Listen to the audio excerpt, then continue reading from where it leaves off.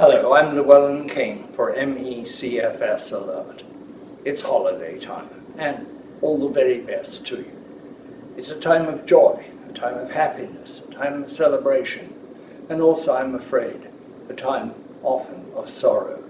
I've always known, long before I ever heard of myalgic encephalomyelitis, I've always known that Christmas, New Year, Hanukkah, etc.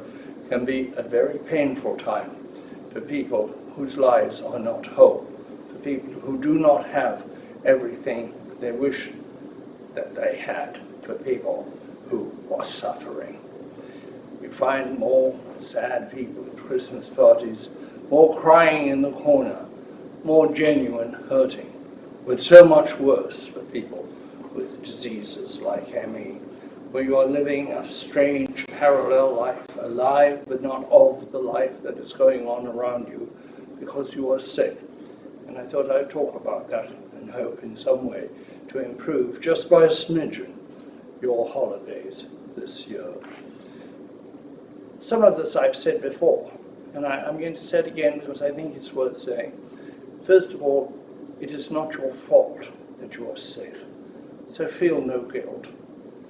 Think of yourself as being whole to yourself, and then know who you are. That helps.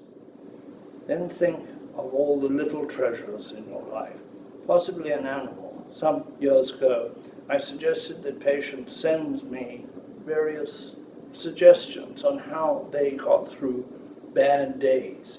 And I was amazed how many of them talked about pets, not always large animals. It's very difficult if you're sick to have a dog, although dogs are the most wonderful companions. Cats were very important, all the way down to that marvelous book by Elizabeth Tover Bailey, The Sound of a Wild Snail Eating, in which, when she is sick with ME, although you don't know till the very end of the book that that is the ailment that has kept her in bed, she watches a snail. She's too sick to get out of bed, too sick to work. She watches a snail in a glass container, and that snail becomes, in a sense, her friend, her inspiration, her occupation. She goes through its life cycle.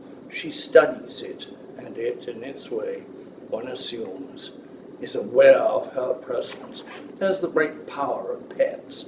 There are little things that help, but first you must know that you're whole to yourself and that you didn't make yourself sick. And it isn't your fault that you have to ask others to help you, or simply cut out of festivities you would otherwise rather have been part of. A lot has happened in this disease in the past several years.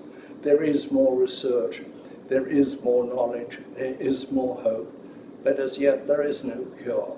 And there is a terrible lack of what I like to think of as pastoral work, people visiting the sick, helping them, taking them to their appointments.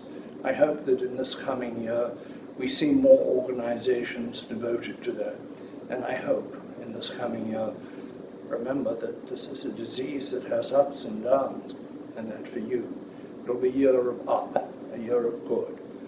I always say, and I hope that it's true for you, that good things as well as bad things happen. All the very best. Cheers.